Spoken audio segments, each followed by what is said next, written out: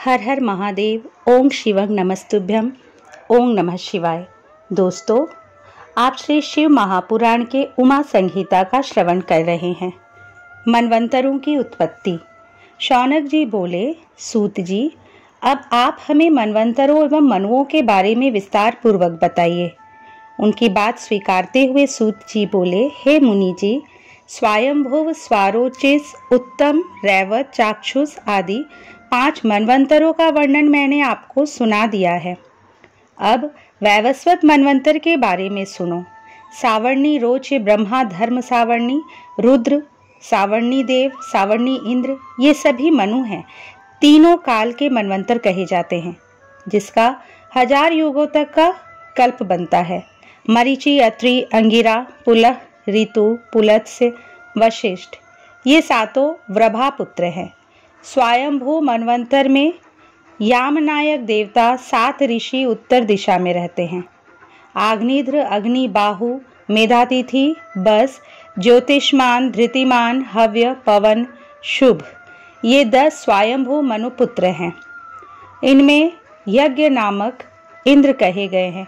दूसरे मनवंतर में अर्जस्तमा, परस्तंभ, ऋषभ, वसुमान, ज्योतिष्मान, द्युतिमान एवं 7वें रोचिसमान 7 ऋषि हैं।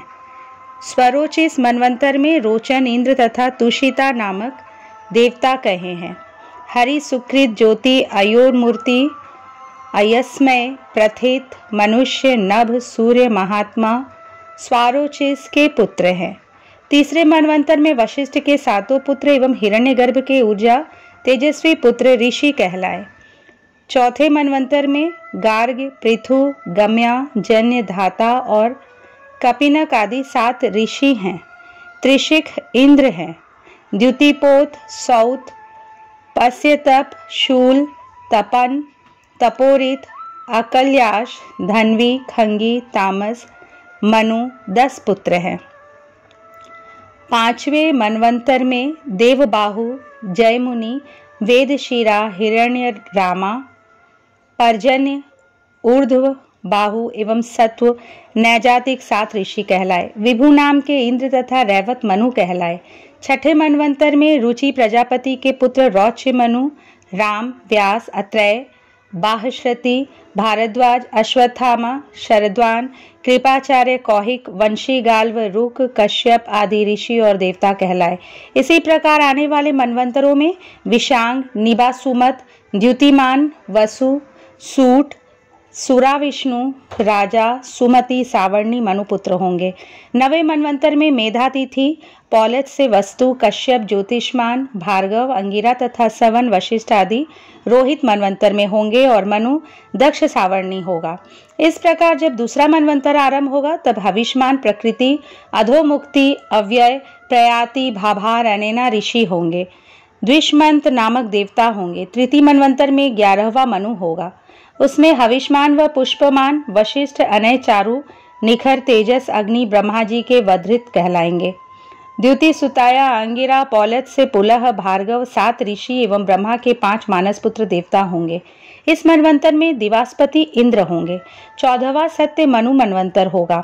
इसमें आग्निध्र, अतिव्राह्य, मागध, शुक्ति, युक्ति, अजित, पुलह नामक 7 ऋषि, दाक्षुव देवता एवं शुचि इंद्र होगा।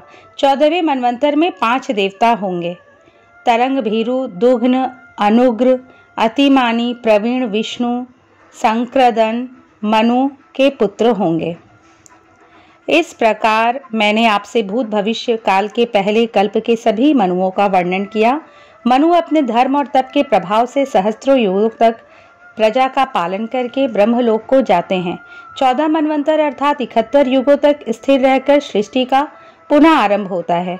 100,000 वर्ष पूर्ण होने पर एक कल्प पूरा माना जाता है। वैवस्वत मनवंतर वर्णन। सूत जी बोले, कश्यप मुनि को दक्ष कन्या से विवस्वान सूर्य की प्राप्ति हुई। सूर्य की संज्ञा त्वष्टि, सुरेणुका नामक 3 पत्नियां हुई। संज्ञा और सूर्य की 3 संतानें हुई। श्राद्ध देव, मनु और प्रजापति यम। यम के साथ यमुना कन्या के रूप में पैदा हुई। उस समय संज्ञा सूर्य के तेज को सहन न कर सकी। अपनी माया रूपी छाया प्रकट कर उसे अपनी संतानों का पालन पोषण करने की आज्ञा देकर संज्ञा अपने पिता के घर चली गई। उसके पिता ने उसे इस प्रकार आया देखकर धिक्कारा तो संज्ञा वहां से वापस आ गई। घोड़ी का वेश धारण करके वह कुरु देशों का भ्रमण करने लगी। इधर सूर्य ने संज्ञा की छाया को ही अपनी पत्नी माना। उससे उन्हें सावर्णी मनु नामक पुत्र प्राप्त हुआ। छाया को अपने पुत्र से अधिक प्यार था। वह संज्ञा की संतानों का सही से ध्यान नहीं रखती थी। एक दिन यम को किसी बात पर क्रोध आ गया और उसने छाया को लात मार दी। यह देखकर क्रोधित छाया ने यम को शाप दिया कि तुम्हारा पांव जिससे तुमने मुझे मारा वह गिर पड़े। शाप सुनकर यम बहुत चिंतित हुए और उन्होंने सारी बातें जाकर अपने पिता सूर्य को बताई और शाप से बचाने की प्रार्थना की। सूर्यदेव बोले, बेटा मैं तुम्हारी माता के शाप को असत्य नहीं कर सकता, परंतु उसे कम करने की कोशिश अवश्य करूंगा। सूर्य ने क्रोधित होकर छाया से पूछा, बताओ तुमने यम को शाप क्यों दिया? क्या कोई माँ अपने पुत्रों से ऐसा व्यवहार कर सकती है? तुम्हारा सबसे छोटे पुत्र से विशेष स्नेह है, अन्य सभी को तुम सदा डांटती रहती हो, ऐसा क्यों? इस प्रकार क्रोधित सूर्य के वचन सुनकर घबराई हुई छाया ने सारी बातें सच सच बता दी। फिर छाया ने सूर्य को शनि चक्र पर चढ़ाकर उनका तेज कम कर दिया। अब सूर्य का रूप सुंदर और शीतल हो गया था। उन्होंने योग दृष्टि से अपनी पत्नी संज्ञा के बारे में जानना चाहा। तब उन्हें ज्ञात हुआ कि संज्ञा घोड़ी के रूप में है। तब सूर्य उनके पास पहुंचे। अपनी पत्नी को वापस पाकर वे बहुत प्रसन्न हुए। संज्ञा भी उन्हें पाकर बहुत खुश हुई। उनके मिलन से वैद्य अश्विनी कुमार की उत्पत्ति हुई। तत्पश्चात खुशी खुशी संज्ञा और सूर्य अपने घर लौट आए। यमराज धर्मपूर्वक प्रजा का पालन करने लगे और धर्मराज कहलाए। सावर्णी मनु तपस्वी होने के कारण प्रजापति कहलाए और सावर्णी मनवंतर में मनु हुए। यमुना सूर्य की सबसे छोटी कन्या यमलोक को पवित्र करके बहती हुई नदी हुई। मनु पुत्रों का कुल वर्णन। सूत जी बोले, ऋषिगण, वैवस्वत मनु के 9 पुत्र इक्ष्वाकु, शिविन, भाचु, धृष्ट, कार्याति, निष्तंत, कुत्रय, प्रिव्रत और निर्ग थे। ये सभी महापराक्रमी वीर और क्षत्रिय धर्म का पालन करने वाले थे। जब मनु की कोई संतान नहीं थी तो उन्होंने पुत्र प्राप्ति हेतु यज्ञ किया। तब वरुण के अंश से इड़ा की उत्पत्ति हुई। वह वरुण के पास गई और उन्हें बताया कि मैं मनु के यज्ञ में आपके अंश से ही पैदा हुई हूँ, बताइए मेरे लिए क्या आज्ञा है। तब वरुण देव ने उसे मनुवंश को बढ़ाने की आज्ञा प्रदान की। जब ईड़ा मनु के घर की ओर जा रही थी तो रास्ते में बुद्धि से उसका मिलन हुआ और उसे पुरुरवा नामक पुत्र की प्राप्ति हुई, जिस पर उर्वशी नामक अप्सरा मोहित हो गई थी। तत्पश्चात भगवान शिव की कृपा से पुरुषत्व प्राप्त कर सुद्युम्न ने परम धर्मात्मा उत्कल, गय एवं विनताश्व नामक पुत्रों को पैदा किया। उत्कल ब्राह्मण होकर वलकल देश में निवास करने लगे। विनताश्व पश्चिम देश में ब्राह्मण हुआ। आनति पुत्र रैन्य रैभय नाम से जग प्रसिद्ध हुआ। उसका निवास कुश स्थली में हुआ था। उनके 100 पुत्र एवं कुकुदमी सबसे श्रेष्ठ कन्या हुई। उसकी कन्या के रूप में सुंदरी रेवती पैदा हुई। रेवती के बड़े होने पर कुकुदमी को उसके विवाह की चिंता हुई। उन्होंने ब्रह्मा जी से रेवती के वर के बारे में जानना चाहा। तब ब्रह्मा जी बोले, हे कुकुदमी, 28वें द्वापर में भगवान श्री कृष्ण अपने कुटुंबियों सहित द्वारिकापुरी में निवास करेंगे। वहां उनके भाई और वसुदेव जी के पुत्र बलदेव से तुम रेवती का विवाह करना। वही रेवती के लिए सर्वथा योग्य वर है। ब्रह्मा जी के कथन अनुसार कुकुदमी ने रेवती का विवाह बलदेव जी से किया। स्वयं वे सुमेरु पर्वत पर जाकर तपस्या करने लगे। बलदेव के 100 पुत्र हुए। श्री कृष्ण जी को भी अनेकों पुत्रों की प्राप्ति हुई। वे सभी सारी दिशाओं में जाकर अनेक स्थानों पर बस गए। सूत जी बोले, मनु के पुत्र वृषण वशिष्ठ जी के आश्रम में रहने लगे। उन्होंने उन्हें गौ रक्षा के काम में लगा दिया। एक रात बाघ ने गौशाला पर आक्रमण कर दिया। गायों की रक्षा के लिए वृषण तलवार लेकर गौशाला में चले गए और अंधेरे के कारण उनके वार से गाय कट गई और बाघ भाग खड़ा हुआ। सुबह जब उसने गाय को मरा देखा तो सारी बातें गुरुजी को बताई। यह सब जानकर वशिष्ठ जी ने उसे शूद्र होने का शाप दे दिया। तब दुख और शोक में डूबे बृहस्पति ने अपने शरीर को जला दिया। मनु वंश वर्णन। सूत जी बोले, ऋषिगण, मनु जी की नाक से इक्ष्वाकु पैदा हुआ था और उसकी 100 संतानें हुई, जिनमें सबसे बड़ा विकुची अयोध्या का राजा बना। उसने एक दिन वन में शश को खा लिया था। उसी दिन से यह शशाद नाम से प्रसिद्ध हुआ। अयोध के पुत्र का नाम कुकुत्स्था था। अरिनाम उसका पुत्र था। इसी प्रकार अरिनाम के पृथु के विश्वराट, विश्वराट के प्रजापति इंद्र, उनके युवनाश्व के कुवलाश्व, इंद्र के पुत्र युवनाश्व द्वारा प्रजापति श्राव हुए। इन्होंने श्रावस्तीपुरी बसाई। कुवलाश्व के 100 पुत्र हुए थे। उन्होंने अपना राज्य पुत्रों को सौंप दिया और स्वयं वन को चले गए। मार्ग में उन्हें उतंक मुनि मिले। मुनि बोले, राजन, मेरे आश्रम के पास ही धुंध नामक दानव रहता है। वह महावीर और पराक्रमी है। उसने उग्र तपस्या आरंभ कर दी है, जिसके बल पर वह तीनों लोकों का विनाश करना चाहता है। आप उसका वध करके इस जगत का कल्याण करें। मुनि की बात सुनकर कुवलाश्व बोले, मुनिराज, मैं तो शस्त्रों को त्याग चुका हूँ, इसलिए आपका यह कार्य मेरा पुत्र करेगा। यह कहकर उन्होंने यह कार्य अपने पुत्र को सौंप दिया। तब उनका पुत्र धुंध को मारने पहुंचा। धुंध ने उनको अपनी ओर आता देखकर उन पर आक्रमण कर दिया। तब कुवलाश्व पुत्र ने बहादुरी से युद्ध कर धुंध का वध कर दिया। उतंक ऋषि ने उसे अपराजित रहने एवं अक्षय धन प्राप्ति का वर प्रदान किया। उनके पुत्रों में दृढ़ाश्व का हर्ष्व, हर्यश्व का निकुंभ एवं गृहताश्व, कृशाश्व एवं हेमवती कन्या उत्पन्न हुई। उसके प्रसेंजित नामक पुत्र हुआ। प्रसेंजित ने अपनी पत्नी को शाप दे दिया था, जिसके अनुसार वह वहुदा नाम की नदी बनी। पुरुकुत्स का पुत्र जयारुणी और सत्यव्रत उसका पुत्र हुआ। उसे अधर्मी समझकर उसके पिता ने उसे त्याग दिया। तब वह चांडालों के साथ रहने लगा। इसी अधर्मी के कारण इंद्र ने 12 वर्षों तक वर्षा नहीं की। तत्पश्चात विश्वामित्र ने अपनी पत्नी का त्याग कर दिया और तपस्या करने लगे। उनकी पत्नी ने अपने पुत्र का गला बांधकर उसे 100 गायों के बदले बेच दिया। सत्यव्रत ने ही उसे बचाया। गला बांधने के कारण उसका नाम गालव हुआ। सगर तक राजाओं का वर्णन। सूत जी बोले, ऋषिगण, सत्यव्रत ने विश्वामित्र की पत्नी और पुत्र का पालन पोषण किया। एक दिन की बात है, राजकुमार ने मांस खाने की जिद की। तब सत्यव्रत ने महर्षि वशिष्ठ की एक गाय को मारा और तीनों ने उसे खा लिया। जब महर्षि वशिष्ठ को पता चला तो वे बहुत क्रोधित हुए। उन्होंने सत्यव्रत को त्रिशंकु होने का शाप दे दिया। इधर जब विश्वामित्र लौटे तो उन्हें पता चला कि उनकी अनुपस्थिति में सत्यव्रत ने ही उनके पुत्र और पत्नी का ध्यान रखा, तो वे बहुत प्रसन्न हुए। महर्षि विश्वामित्र ने सत्यव्रत के पिता का राज्य उसे दिला दिया। यज्ञ द्वारा उसे सीधे स्वर्ग पहुंचा दिया। सत्यव्रत की पत्नी सत्यरथा थी और उनके पुत्र हरिश्चंद्र राजा हुए। उनके पुत्र रोहित, रोहित के पुत्र वृक और वृक के पुत्र बाहु हुए। राजा बाहु ने ऋषि औरव के आश्रम में ताल जंघाओं से रक्षा पाई थी। इसी जगह जहर सहित पुत्र पैदा हुए। इसका नाम सगर था। सगर ने भार्गव ऋषि से आग्नेय नामक अस्त्र की शिक्षा ग्रहण की थी। उसने है ताल जंघाओं को मारकर पूरी पृथ्वी पर विजय प्राप्त की। तत्पश्चात शक, वल्टूक, पारद, तगण, खश, नामो आदि देशों में धर्म स्थापन किया। उन्होंने अश्वमेध यज्ञ किया और संस्कार द्वारा घोड़े को पवित्र कर छोड़ दिया। तब देवराज इंद्र ने घोड़े को पाताल में छिपा दिया। सगर पुत्रों ने घोड़े की तलाश में उस स्थान की खुदाई की। खुदाई करते करते वे कपिल जी के आश्रम में पहुंच गए। उनके शोर से कपिल मुनि ने आंखें खोली। उनकी आंखों के तेज से अग्नि के 60,000 सगर पुत्र भस्म हो गए।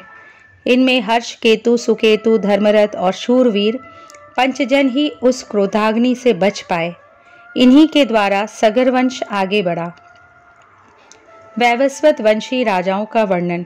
शौनक जी पूछने लगे, हे सूत जी, आपने राजा सगर के 60,000 पुत्रों के बारे में बताया। अब कृपा करके यह बताइए कि उनके 60,000 पुत्र किस प्रकार हुए।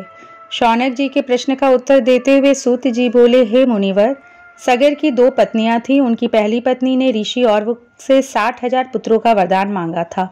वरदान को सिद्ध करते हुए उनके 60,000 पुत्र हुए। रानी ने उन पुत्रों को मटकों में रख दिया। कुछ समय के पश्चात वे बलवान होकर बाहर निकल आए। ये 60,000 पुत्र ही कपिल मुनि की क्रोधाग्नि से भस्म हो गए थे। दूसरी रानी ने वरदान में एक वंश वृद्धि करने वाला सुंदर पराक्रमी पुत्र ही मांगा था। इन 60,000 भस्म हुए राजपुत्रों का उद्धार करना अति आवश्यक था। इसी सगर वंश में राजा दिलीप भी हुए। उन्हीं के पुत्र भागीरथ ने अपने पूर्वजों का उद्धार करने के लिए श्री गंगा जी को स्वर्ग से धरती पर बुलाया था।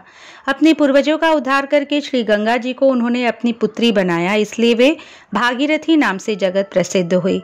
भागीरथी का पुत्र श्रुतिसेन, उनका पुत्र नाभाग, नाभाग का अम्बरीश, उनका सिंधुदीप, उसका आयुताजी, आयुताजी का ऋतुपर्ण, उसका अणपर्ण, उसका मित्रसह, उसका सर्वकर्मा, सर्वकर्मा का अनरण्य, अनरण्य का मुडिद्रुह, उसका निषद और निषद का खटवांग, खटवांग का दीर्घबाहु, दीर्घबाहु का दिलीप, दिलीप का रघु, रघु का अज, उसका दशरथ एवं दशरथ के पुत्र के रूप में मर्यादा पुरुषोत्तम श्री राम का जन्म हुआ। श्री राम के पुत्रों के रूप में लवकुश का जन्म हुआ। इस प्रकार वैवस्वत वंश आगे बढ़ता रहा। इक्ष्वाकु, जो कि धर्मात्मा और पुण्यात्मा माने जाते थे, उनका वंश सुमित्र राजा तक चला। श्राद्ध, कल्प व पितरों का प्रभाव। शौनक जी बोले, हे सूत जी, सूर्य देवता को श्राद्ध देवता की संज्ञा कब और क्यों दी गई? साथ ही यह बताइए कि श्राद्ध का क्या महात्म्य है एवं उसका क्या फल होता है? शौनक जी के प्रश्न का उत्तर देते हुए सूत जी बोले, हे मुनिवर, जो पुरुष पिता, पितामह और प्रपितामह का नित्य श्राद्ध करते हैं, उन्हें धर्म एवं शुभ सम्मान की प्राप्ति होती है। एक बार युधिष्ठिर ने भीष्म पितामह से पूछा, पितामह, पितरों को श्राद्ध कैसे प्राप्त होते हैं? अपने कर्मों द्वारा कुछ लोग स्वर्ग जाते हैं तो कुछ नरक। मैंने ये भी सुना है कि देवता भी अपने पितरों का श्राद्ध करते हैं, क्या यह सच है? युधिष्ठिर के वचन सुनकर भीष्म पितामह बोले, पुत्र, एक दिन मैंने अपने पिताजी को पिंड दान किया तो वे सामने प्रकट हो गए और कहने लगे कि पिंड को मेरे हाथ पर रख दो, परंतु मैंने उसे कुश पर रख दिया। यह देखकर वे बोले, पुत्र, तुम बहुत धर्मज्ञ हो, तुम पर प्रसन्न होकर मैं तुम्हें इच्छा मृत्यु का वरदान देता हूँ। तुम्हें तुम्हारी इच्छा के विरुद्ध कोई मार नहीं सकेगा। अपने पिता से वरदान पाकर मैं प्रसन्न हुआ और मैंने उनसे एक प्रश्न किया कि मुझे पितृकल्प के विषय में बताइए। यह सुनकर वे बोले, पुत्र, यही प्रश्न मैंने भी ऋषि मार्कंडेय से पूछा था। तब उन्होंने कहा, एक दिन मैंने एक विमान में एक बालक को सोते हुए देखकर उससे पूछा कि आप कौन हैं? तब वह बालक बताने लगे कि मैं ब्रह्मा जी का पुत्र सनत कुमार हूँ। सातों ऋषि मेरे भाई हैं। तुमने मेरे दर्शनों के लिए बड़ी तपस्या की थी, इसलिए मैं यहाँ प्रकट हुआ हूँ। कहो, क्या चाहते हो? मार्कंडेय जी बोले, स्वामी, पितरों का स्वर्ग क्या है? कृपा कर उनका वर्णन कीजिए। सनत कुमार जी बोले, मुनिवर, ब्रह्मा जी ने देवताओं की रचना करके उन्हें भजन और तपस्या करने का आदेश दिया। देवता ब्रह्मा जी को भूलकर आत्ममंथन करने लगे। इस कारण रुष्ट होकर ब्रह्मा जी ने उन्हें संज्ञाहीन और मूढ़ होने का शाप दे दिया। शाप सुनकर वे बहुत दुखी हुए और हाथ जोड़कर ब्रह्मा जी से क्षमा याचना करने लगे। ब्रह्मा जी ने उन्हें उनके बड़ों से प्रार्थना करने के लिए कहा। वे उनके पास जाकर ज्ञान के बारे में पूछने लगे। वे बोले, हे पुत्रकगण, तुम चेतना पाकर अपनी भूल का प्रायश्चित करो। उनकी बात सुनकर देवता पुनः ब्रह्मा जी की शरण में गए और पूछने लगे कि आप हमें बताइए कि उन्होंने हमें पुत्रक क्यों कहा। तब ब्रह्मा जी बोले, हे देवताओं, तुम्हें पुत्रक कहने वाले देव तुम्हारे पितर होंगे। तभी से वे देव पुत्र पितरों के नाम से जग प्रसिद्ध हुए। 7 व्याध पुत्र। सनत कुमार जी बोले, हे मार्कंडेय जी, स्वर्ग में पितरों के 7 गण हैं, जिनमें 4 मूर्त और 3 अमूर्त हैं।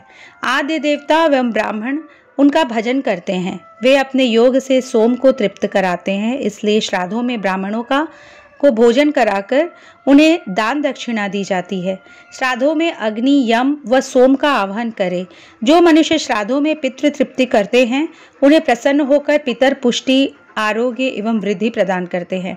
एक बार की बात है, भारद्वाज ऋषि के ब्राह्मण पुत्र वागदुष्ट, क्रोधन, हिंस्र, पिशुन, काव, स्वश्रेष्ठ, पितृवर्ती आदि दुराचारी हो गए। उनके पिता की मृत्यु हो गई। वे विश्वामित्र के पुत्र मुनि गर्ग के शिष्य बनकर उनके आश्रम में रहने लगे। एक दिन रास्ते में उन कुबुद्धि बालकों ने गाय को मार दिया और आश्रम आकर गुरुजी से झूठ बोल दिया कि गाय को शेर उठा कर ले गया है। इस कारण उन्हें गौ हत्या का पाप लगा और उनका जन्म एक लुब्धक के घर में हुआ। वे वन वन फिरते रहे। ज्ञान प्राप्त होने पर उन्होंने तपस्वियों के यहाँ भोजन करके प्राणों को त्याग दिया। तत्पश्चात उन्होंने चक्रवाक योनि में जन्म पाया। पक्षी योनि में नीप देश के राजा और रानी के सुखी जीवन को देखकर उन्होंने विचार किया कि जरूर पुण्य कर्म किए होंगे, जिसके कारण उन्हें सुख और सौभाग्य की प्राप्ति हुई। तभी वहां पर सुमना पक्षी आया और प्रसन्न होकर बोला, हे पक्षियों, अगली योनि में तुम कांपिल्य नगरी के राजा बनोगे। तब तुम्हारा शाप निवृत्त हो जाएगा। तुम्हें ये सब पितरों की कृपा से प्राप्त होगा, क्योंकि तुमने गौ प्रोक्षण करके उसे पितरों को भी अर्पित किया था। पितरों का प्रभाव। भीष्म पितामह बोले, हे मार्कंडेय जी, आगे की कथा भी मुझ पर कृपा करके मुझे सुनाइए। तब उनकी जिज्ञासा शांत करने के लिए मार्कंडेय जी बोले, तब उन 7 पक्षियों ने खाना पीना सब छोड़ दिया। वे सिर्फ जल और वायु ही ग्रहण करते थे। उधर राजा रानी भी अपने राज्य में चले गए। वहां जाकर राजा ने अपना राज्य अपने पुत्र अनूप को सौंप दिया। स्वयं राजा रानी को साथ लेकर पुनः उसी वन में आकर साधारण मुनियों वाला जीवन जीने लगा। धीरे धीरे उन 7 पक्षियों का शरीर क्षीण होने लगा। कुछ समय बाद वे मृत्यु को प्राप्त हुए। दूसरा जन्म उन्होंने कांपिल्य नगरी में प्राप्त हुआ। उनमें से एक का नाम ब्रह्मदत्त हुआ। वह पाप रहित हो गया और उसे राजा ने अपना सारा राजपाट सौंप दिया एवं स्वयं परम गति प्राप्त की। 2 अन्य पंचाल एवं पुंडरीक मंदिर के पुजारी बने। बचे हुए 4 पक्षियों का जन्म एक दरिद्र ब्राह्मण परिवार में हुआ। वे चारों वेदों और शास्त्रों के ज्ञाता थे। भगवान शिव में उनकी असीम श्रद्धा भक्ति थी। उनके चरणों की भक्ति में उन्होंने मुक्ति एवं ज्ञान प्राप्त कर शिवलोक प्राप्त किया। आचार्य पूजन का नियम। शौनक जी बोले, हे सूत जी, अब आप मुझ पर कृपा करके मुझे आचार्य के पूजन की उत्तम विधि बताइए। साथ ही ग्रंथ सुनने के बाद मनुष्यगण के कर्तव्य के बारे में भी विस्तार से बताइए। शौनक जी की प्रार्थना सुनकर सूत जी ने बताया। सूत जी बोले, हे मुनिवर, किसी को भी शिव पुराण एवं महाग्रंथ सुनने के पश्चात आचार्य का पूजन करना अति आवश्यक माना गया है। आचार्य का श्रद्धा भाव से पूजन करने के पश्चात उसे सामर्थ्य के अनुसार दान अवश्य ही देना चाहिए। शिव पुराण का श्रवण करने के पश्चात त्रिलोकीनाथ भगवान शिव का पूजन करके ब्राह्मण आचार्य को बछड़े वाली गाय का दान करे। जिस स्वर्ण के आसन पर पुराण को स्थापित करे, उसे भी विनम्रतापूर्वक आचार्य को समर्पित करे। इस प्रकार वह बंधन मुक्त हो जाता है। पुराण वक्ता को महात्मा माना जाता है। उन्हें राज्य, घोड़ा, हाथी, गांव आदि उत्तम एवं उपयुक्त वस्तुएं तथा शक्ति और सामर्थ्य के अनुसार दान देने से कल्याण होता है। इस पवित्र शिव पुराण नामक ग्रंथ को सुनने से समस्त अभिष्ट फलों की प्राप्ति होती है। व्यास जी का जन्म। शौनक जी बोले, हे सूत जी, आप मुझे मुनि वेद व्यास के जन्म की कथा सुनाइए। तब शौनक जी के प्रश्न का उत्तर देते हुए सूत जी बोले, हे शौनक जी, एक दिन की बात है। पराशर जी तीर्थ यात्रा करते हुए यमुना तट पर आए। उस समय मल्लाह भोजन कर रहा था, इसलिए उसने अपनी पुत्री मत्स्यगंधा को उन्हें नाव द्वारा यमुना पार कराने का आदेश दिया। मत्स्यगंधा पराशर जी को नाव से यमुना पार ले जा रही थी। उसकी सुंदरता देखकर पराशर जी उस पर मोहित हो गए। जैसे ही उन्होंने यमुना पार की, पराशर मुनि ने उसका हाथ पकड़ लिया। तब मत्स्यगंधा ने मुनिवर से कहा कि आप रात का इंतजार करें। पराशर जी ने अपने योग से दिन को रात कर दिया। दोनों का मिलन हुआ, परंतु मत्स्यगंधा चिंतित थी। तब पराशर जी उससे वर मांगने को कहा। मत्स्यगंधा जी बोली, मुनिवर, मेरे इस कर्म को मेरे माता पिता कोई भी ना जान सके, मेरा कन्या धर्म भी ना जाए और मुझे आपके समान तपस्वी और शक्तिमान पुत्र की प्राप्ति भी हो। तब उसके वचन सुनकर पराशर मुनि बोले, देवी, जैसा आप चाहती हैं वैसा ही होगा और आज से आप सत्यवती नाम से प्रसिद्ध होंगी। आपके गर्भ से भगवान श्री हरि विष्णु का अंश उत्पन्न होगा। यह कहकर मुनिवर चले गए। नियत समय पर सत्यवती ने सूर्य के समान महातेजस्वी पुत्र को जन्म दिया। पुत्र माता की आज्ञा लेकर तपस्या करने चला गया और जाते समय उसने माता से कहा कि कोई भी कष्ट पड़ने पर मुझे अवश्य याद करना। सत्यवती अपने घर लौट आई। व्यास जी तपस्या में लीन हो गए। वेदों की शाखाओं का अध्ययन करने से वे वेद व्यास के नाम से प्रसिद्ध हुए। फिर वे तीर्थ स्थानों के भ्रमण के लिए निकल पड़े। एक बार शिवलिंग का दर्शन करने के पश्चात उनके मन में विचार आया कि कोई ऐसा सिद्धिदायक लिंग हो जिसकी आराधना और भक्ति करने से सब विद्याएं प्राप्त हो जाए और अभिष्ट फलों की प्राप्ति हो। यही सोचकर वे ध्यान मग्न हो गए। तभी उन्हें ज्ञात हुआ कि धर्म, अर्थ, काम और मोक्ष देने वाले अति मुक्त महाक्षेत्र में मध्येश्वर लिंग स्थित है। वेद व्यास जी ने गंगा में स्नान करके व्रत आरंभ कर दिया। उन्होंने भोजन त्याग दिया। वे पहले फलाहारी रहकर पूजन करने लगे, फिर उन्होंने सिर्फ जल ही ग्रहण किया, फिर उन्होंने सिर्फ हवा को ग्रहण करते हुए अपना पूजन आरंभ किया। तत्पश्चात उन्होंने निराहारी रहकर भगवान शिव की उत्तम तपस्या की। उनकी इस दुस्सह साधना से शिवजी प्रसन्न हुए और वेद व्यास जी को दर्शन दिया। देवाधिदेव महादेव जी को साक्षात सामने पाकर वेद व्यास जी उनकी स्तुति करने लगे। वे बोले, हे देवाधिदेव कल्याणकारी शिव, आप मन और वाणी से अगोचर हैं। वेद भी आपकी महिमा को पूर्ण रूप से नहीं जानते। आप ही सृष्टि के रचनाकर्ता, पालनकर्ता और संहारकर्ता हैं। हे सर्वशक्तिमान ईश्वर, आप ही जन्म, मरण, देश, कुल आदि से रहित है। आप ही त्रिलोक के स्वामी हैं। इस प्रकार व्यास जी ने शिव जी की स्तुति की।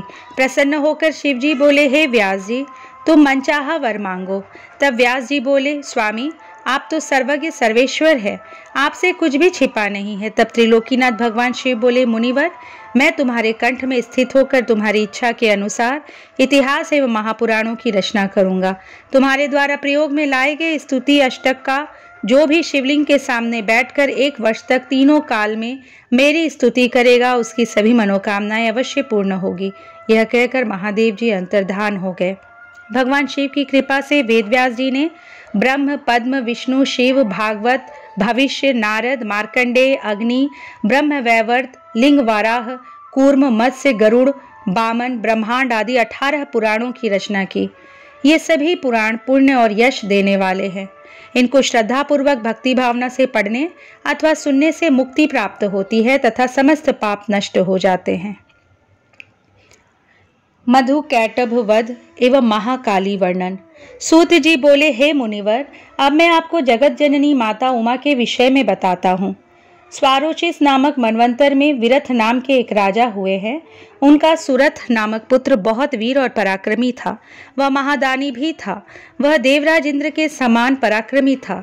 उसके राज्य में प्रजा बहुत सुखी थी। एक बार उस पर 9 राजाओं ने एक साथ आक्रमण कर दिया। युद्ध में उसे हराकर उसके राज्य पर अपना कब्जा कर लिया। सुरथ घोड़े पर सवार होकर वन को चला गया। वन में राजा सुरथ ने एक सुंदर आश्रम देखा। वहां पर सभी जीव जंतु शांत वातावरण में विचरण कर रहे थे। आश्रम में स्वागत पाकर राजा वहीं रहने लगा। एक दिन की बात है, राजा सुरथ मन ही में मन विचार करने लगा कि मैं अपने दुर्भाग्य के कारण अपना राज्य खो बैठा हूँ। सुरथ यही सोच रहा था, तभी आश्रम में एक वैश्य आया। वह आकर राजा के पास ही बैठ गया। उसे दुखी देखकर राजा ने उससे उसके दुख का कारण जानना चाहा। तब वह वैश्य आंखों में आंसू लिए बोला, राजन, मैं समाधि नामक वैश्य हूँ। मैं एक अत्यंत धनाढ्य कुल में उत्पन्न हुआ हूँ, परंतु मेरे पुत्र पौत्रादि ने धन के लालच में ही मुझे घर से बाहर निकाल दिया है। राजा सुरथ और वैश्य समाधि आपस में बैठकर बातें ही कर रहे थे कि वहां ऋषि मेधा आ गए और बोले, राजन, इस संसार में सबको आकर्षित और मोहित करने वाली सनातनी माया देवी सत्य रूपा ही है। वे ही इस जगत की रचना, पालन और संहार करती है। प्रलय के समय भगवान श्री हरि विष्णु शेष शैया पर योग निद्रा में सोए हुए थे। उसी समय उनके कान के मैल से 2 राक्षस प्रकट हो गए। उनके नाम मधु और कैटभ थे। वे दोनों राक्षस विष्णु जी की नाभि के कमल में स्थित ब्रह्मा जी को मारने के लिए दौड़े। उन महादैत्यों को इस प्रकार अपनी ओर आता देखकर ब्रह्मा जी महामाया देवी परमेश्वरी का ध्यान करके उनकी स्तुति करने लगे। वे बोले, हे महामाया, हे शरणागतों की रक्षा करने वाली देवी, इन महादैत्यों से मेरी रक्षा कीजिए। मैं आपको बारंबार प्रणाम करता हूँ। आप मधु कैटभ दोनों दैत्यों को मोहित करें और नारायण श्री हरि विष्णु को जगाकर मेरी रक्षा करें। इस प्रकार ब्रह्मा जी की स्तुति एवं प्रार्थना सुनकर महामाया देवी फाल्गुन माह की शुक्ल पक्ष की द्वादशी को प्रकट होकर संसार में महाकाली नाम से जग प्रसिद्ध हुई। तभी देवी ने ब्रह्मा जी को प्राण रक्षा का आश्वासन दिया। योग माया के रूप में वे विष्णु जी के नेत्रों से बाहर आई तो विष्णु जी जाग गए। उन दैत्यों को देखकर क्रोधित श्री हरि उन्हें मारने दौड़े। तब वे बोले, हमारा वध आप वहीं कर पाएंगे जहाँ पृथ्वी पर जल नहीं हो।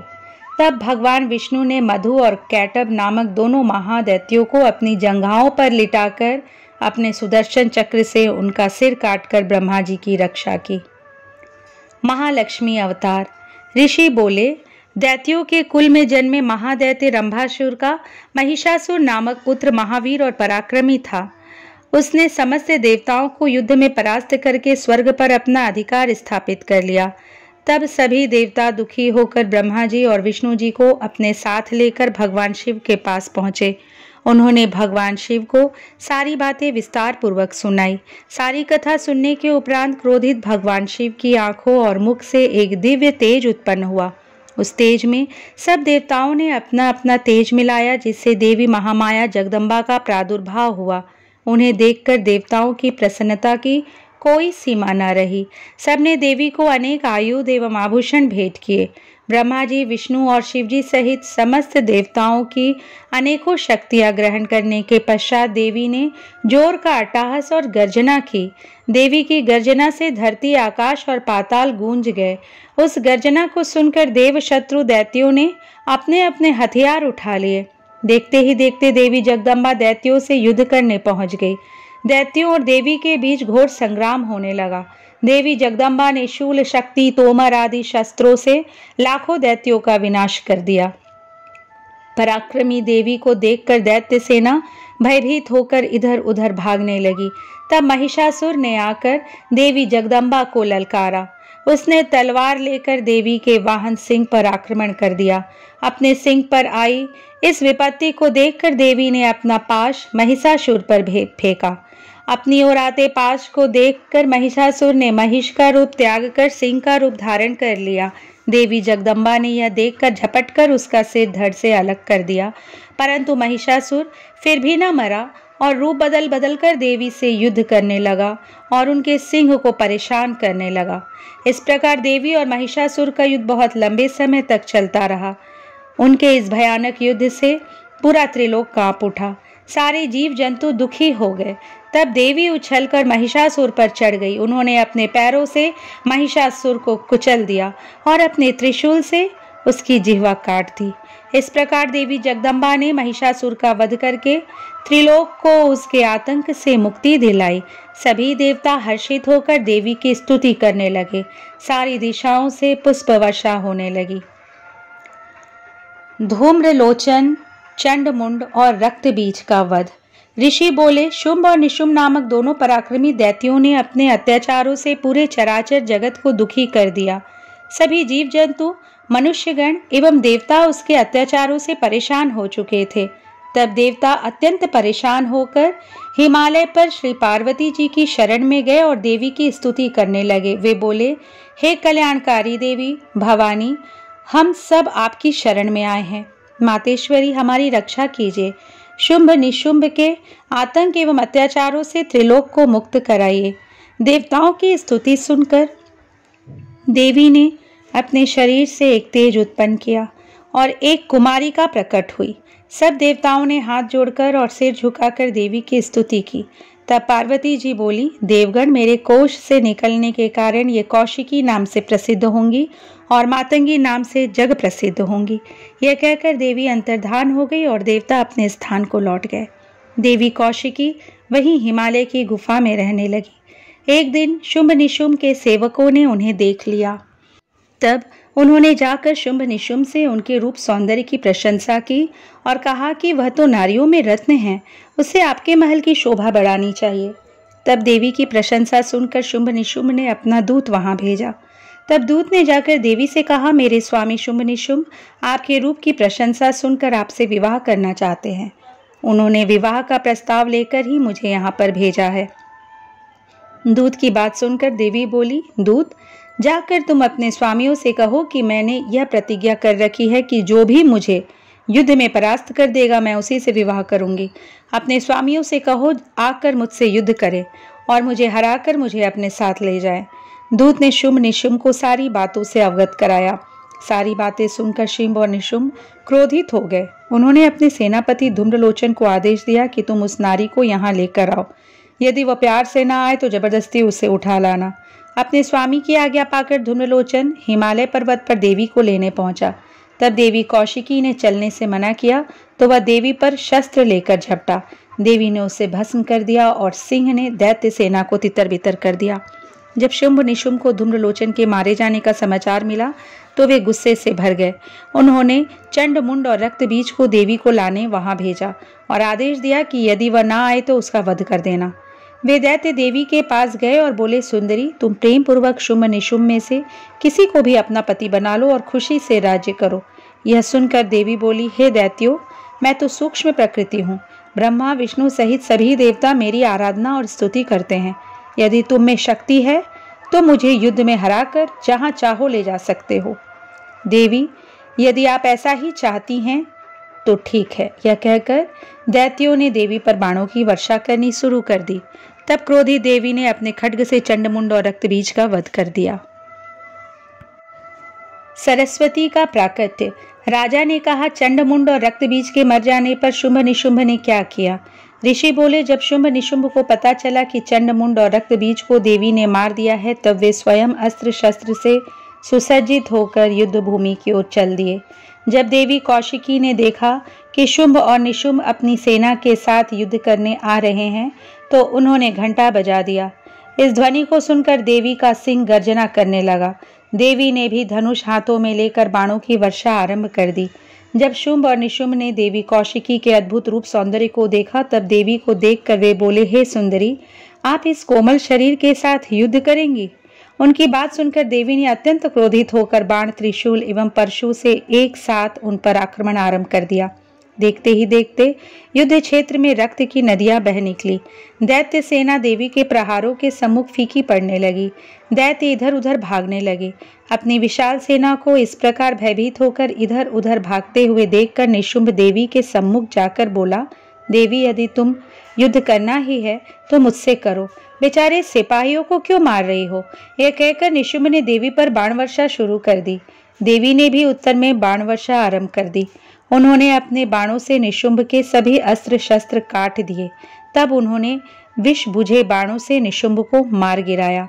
अपने भाई निशुंभ को इस प्रकार देवी के हाथों मरते देखकर शुंभ स्वयं देवी से युद्ध करने आगे आया।